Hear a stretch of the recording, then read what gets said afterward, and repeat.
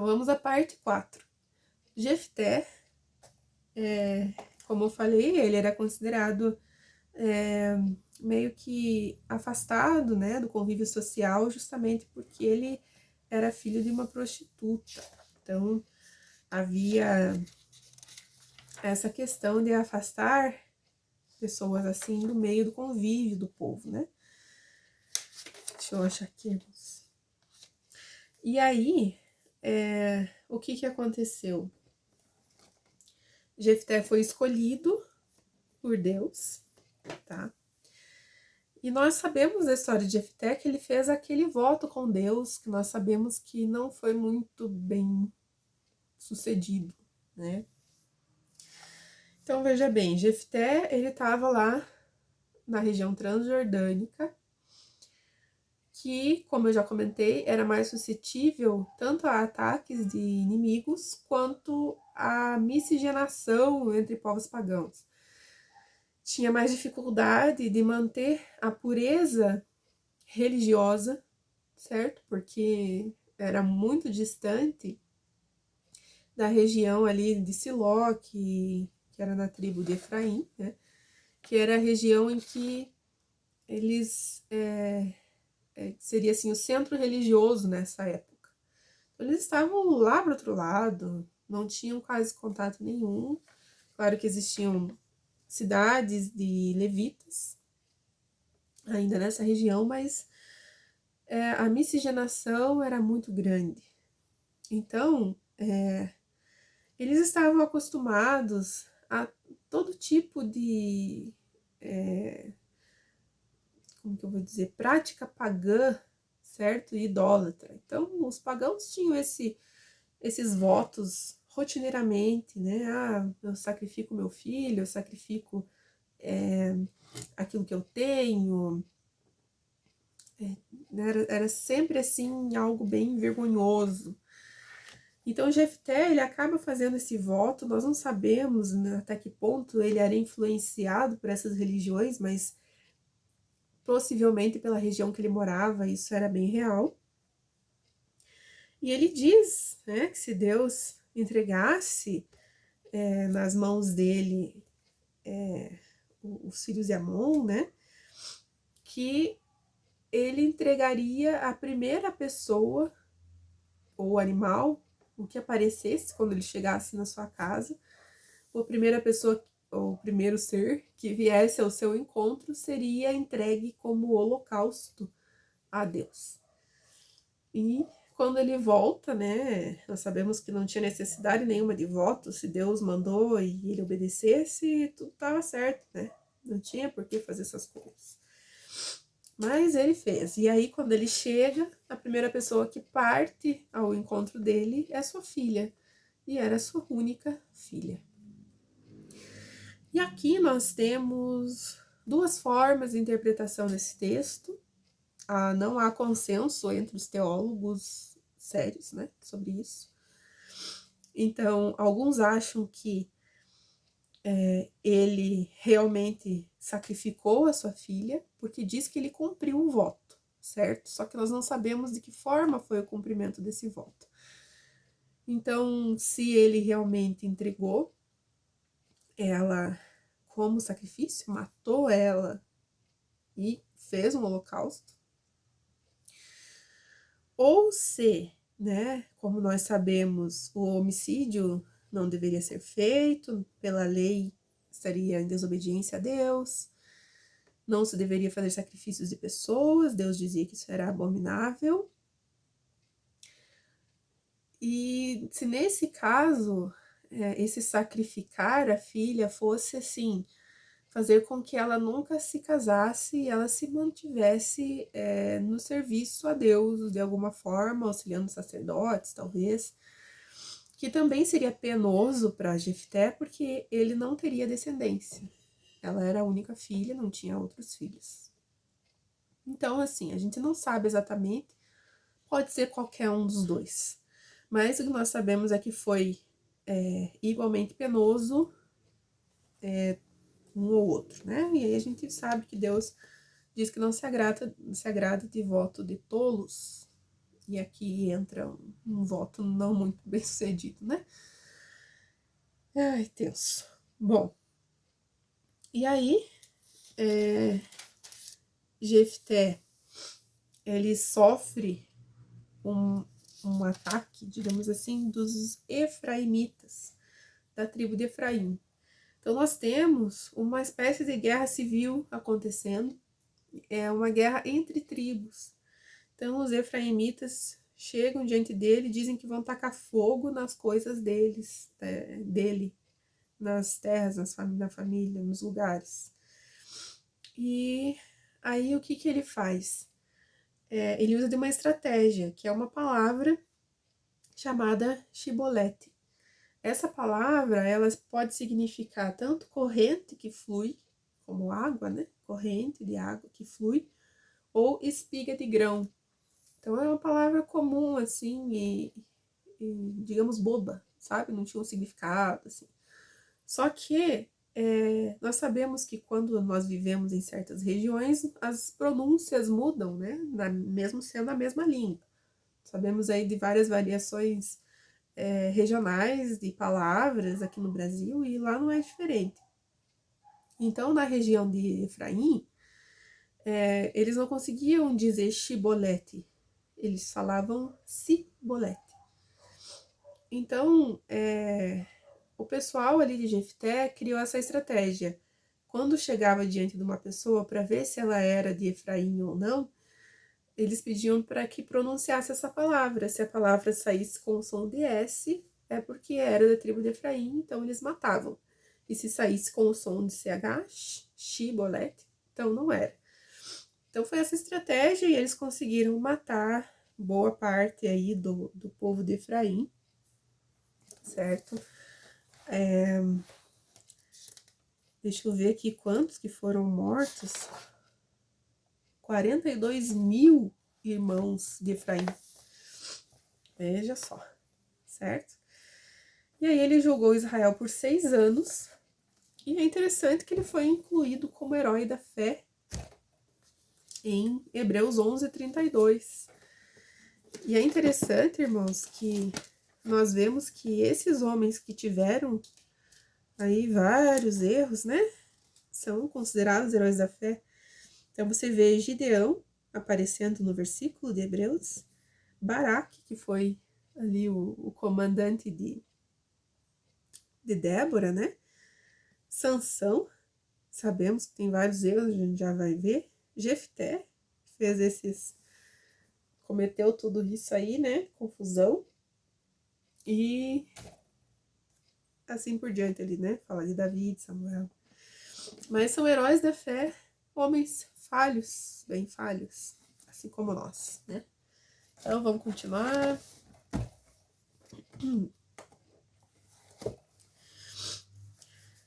E depois nós vemos 3 novos juízes, vamos lá, Juízes 12, versículo 8. Então aparece Ibzã, e aqui fala também que tinha 30 filhos e 30 filhas, e ele julgou Israel por 7 anos. Aqui diz que ele era de Belém. Irmãos, isso aqui eu até queria que vocês olhassem na apostila.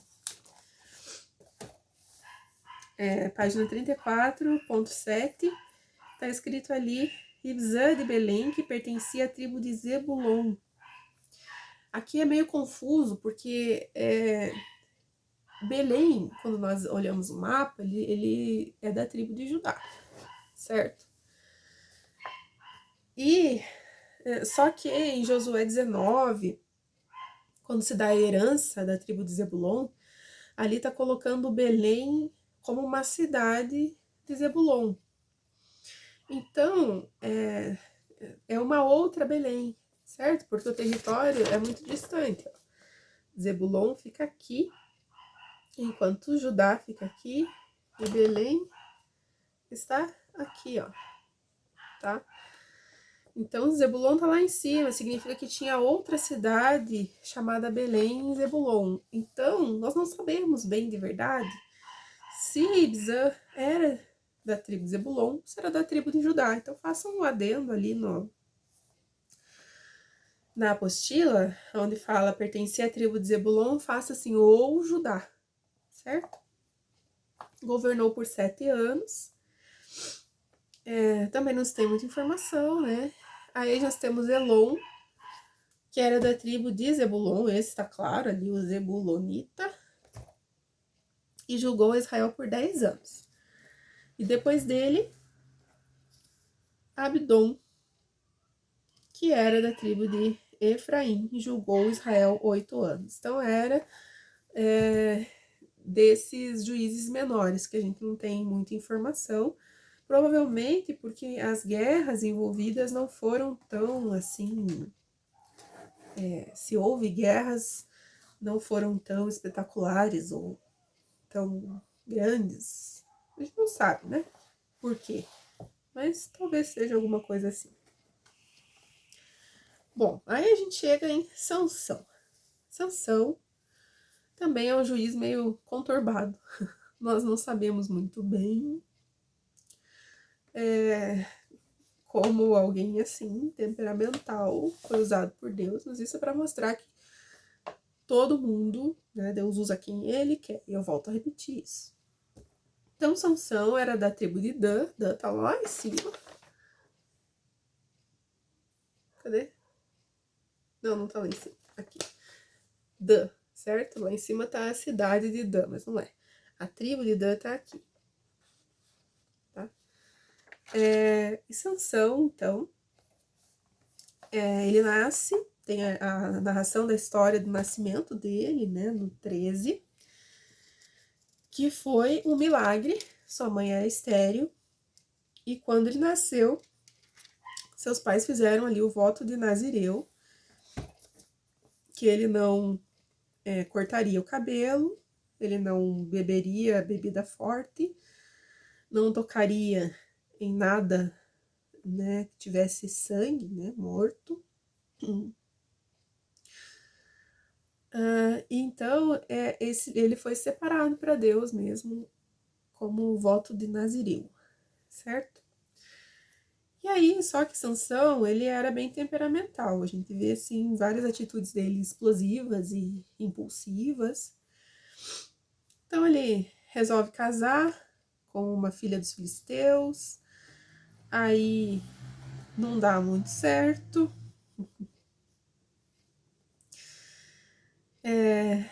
Ele mata um pouco de gente, depois eles vêm e se vingam, ele mata mais um tanto de gente, né? Eu vou falar aqui rapidinho. Aí ele meio que se separa, abandona essa noiva dele, aí o pai da noiva dá ela para um outro cara lá que era amigo de Sansão. Aí Sansão depois resolve voltar para ex-mulher, daí já tinham dado ela para outra pessoa, ele fica bravo, mata mais não sei quanto. Aí o pessoal ali vem e mata a ex-mulher dele e fica nessa, né, confusão toda. E aí nós sabemos que depois ele se apaixona por Dalila, que ela recebeu um valor bem alto dos filisteus para descobrir sobre a força dele. Aqui vocês já sabem, né? Não vou entrar em detalhes. E aí tem a morte de Sansão, depois que o cabelo dele começou a crescer de volta. E aí ele vai num lugar que estavam reunidos ali mais de 3.000 filisteus, e ele ora ao Senhor pedindo uma única vez a mais, né, da força dele, para que ele pudesse vencer os filisteus. Deus concede a ele chacoalha as colunas daquele lugar, cai tudo, morre todo mundo, inclusive ele. E aí diz que ele julgou Israel por 20 anos.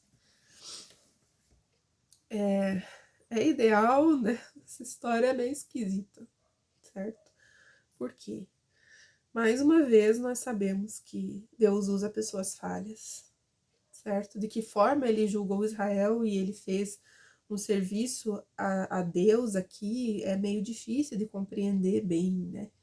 Mas sabemos que Deus escolheu ele para isso, separou ele para isso, e ele tá lá como herói da fé, né? Então, Deus, ele usa pessoas que para nós não faz o menor sentido, mas ele usa, ainda bem, né? Que dele pode usar a gente também. Que também não faz o menor sentido Deus ter nos chamado, né? Cada um sabe aí de suas limitações, das suas fraquezas e dos seus pecados. E vamos entrar agora no livro de Ruth, tá? Então, Ruth, ela é casada, certo? E ela é casada com Malom. Ela tem uma sogra chamada Noemi e um sogro chamado Elimeleque, uma cunhada chamada Orfa. E aí, o que acontece? Eles moram em Belém. Belém significa casa do pão, certo? E aí, há um tempo em que há fome nessa região, certo? E o livro de Ruth, ele acontece nessa mesma época aí de Juízes. Então, em algum período em que houve algum problema em Belém, talvez de ataques, né, de outras nações. A gente não sabe exatamente. Só sei que havia fome naquela região e eles acabaram indo para Moabe. Então, Noemi e seus 2 filhos vão para Moabe. Lá, eles casam. Ruth, então, era moabita, certo? Não pertencia ao povo de Israel. E quando eles ficam por lá, morrem os homens da família. Morre Elimeleque e seus 2 filhos. E ficam só as mulheres, Noemi, Orfa e Ruth. E aí, Noemi orienta as duas a viverem a vida delas, seguem e tal, e ela iria voltar para a terra de Israel.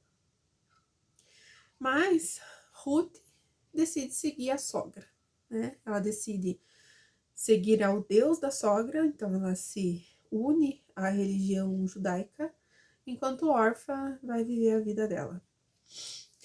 Aí o que acontece? Bom, Ruth também não se sabe quem escreveu, né? O autor não se identifica, mas acredita-se que foi o profeta Samuel, por volta de 950 a.C., tá?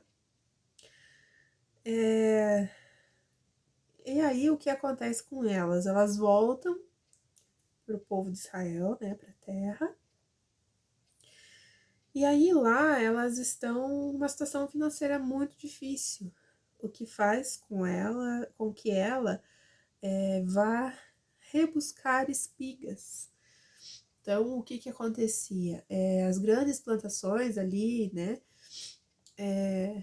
eles tinham os trabalhadores normais dessas grandes plantações, e quando acontecia de cair alguma espiga ou alguns pedaços e grãos, e eles permitiam que as pessoas mais pobres pegassem esses grãos que caíam, as espigas que caíam, como um ato de bondade, vamos dizer assim. Então, Ruth começou a trabalhar no campo fazendo isso, juntando, coletando os pequenos grãos que caíam ali e eram deixados para os mais pobres. E era assim que eles se sustentavam, Noemi e Ruth se sustentavam dessa forma. E o campo que Ruth trabalhava pertencia a Boaz, que era parente de Elimeleque, né? E Boaz significa... Deixa eu ver aqui que eu perdi.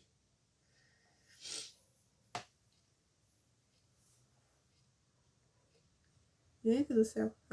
Nele está a força, isto é, em Deus. Então significava isso, né? E Boaz, quando a gente vê a genealogia de Jesus, Boaz, ele era filho ou parente próximo ali, se não era filho, era neto, de Raabe. Então, na genealogia de Jesus, nós temos ele como filho de Raabe e de Salmão. nós vemos assim que aquelas mulheres que apareceram na genealogia de Jesus, nenhuma delas era pertencente ao povo de Israel, mas foi por misericórdia foram agregadas, certo? E elas decidiram seguir a Cristo, né? No caso ali, a Deus, né? Nessa época.